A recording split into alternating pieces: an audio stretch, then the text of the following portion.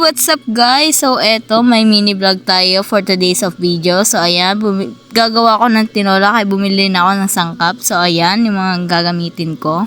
Yung sayote, hiwain ko na yan. 1, 2, 3, go! So ayan, pati na rin yung mga sangkap. So para hindi na tayong aksaya ng oras. Ayan. So ayan na. Oops! Ayan na sila. Pinagsama-sama ko na sila. Sana all nagsasama, diba? Sana all. So ayan, painit na ako ng mantika dyan. So, para mas madali na lang ako sa pagigisa. So, ayan. Inuna ko pala dyan mga boss, madam, ay ang luya para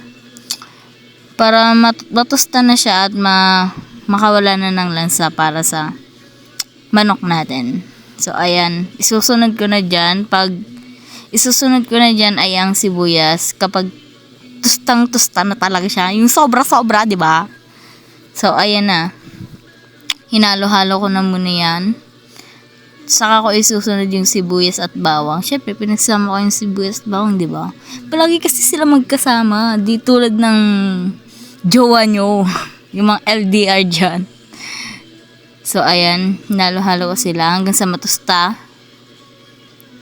So, ayan. Natusta na nga. So, isusunod ko na dyan is yung manok. Siyempre, ano pa ba? Manok lang naman eh. Kaya nga tinola, diba? So, ayan. Inubos ko na, nilahat ko na, nilagay ko na dyan lahat.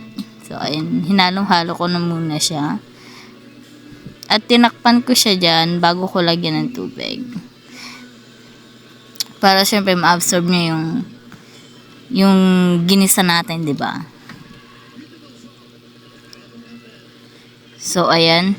Binuksan ko na para lagyan na ng water na fresh from the Pasig River with the dam site. Ayan.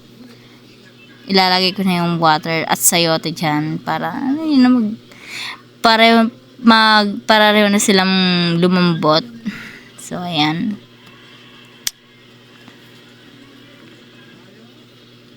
Nilagay ko na yan at hinalo-halo ko na. Saka ako nilagyan ng tubig para kumulo. So, sorry guys kasi hindi ko na napakita yung paglagay ko ng isa pang tubig. So, ayan, tinakpan ko na siya. Pagtapos ko siyang takpan, ayan, binuksan ko na. So, ayan, hinalo-halo ko na muna siya. Sorry, lubaw yung camera ko, yung uso kasi. Tapos, nilagyan ko na dyan ng asin. At, syempre, yung bitchin, diba? Para may lasa naman. So, kayo nang bahala tumansya sa mga seasoning natin.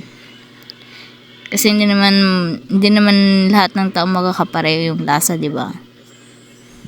So, ayan. Nalo-halo ko na siya. At ilang minuto na magiging okay na at ready. At nilagay ko na rin yung sili para medyo may sipa yung ating tinola. Parang medyo may anghang, diba? Masarap kasi pag ganun eh. So, ayan. Tinakpan ko na and all goods yan dyan pag kumulo. So, inalis ko na yung mga konting itim-itim dyan, diba? Alam niyo naman yun, diba? So, ayan. Inalis ko na. Para kapag kinain, diba? Hindi naman may mga ano-ano. Pagtapos ko dyan haluin, tinakpan ko na and tinaste ko na rin and all goods yan.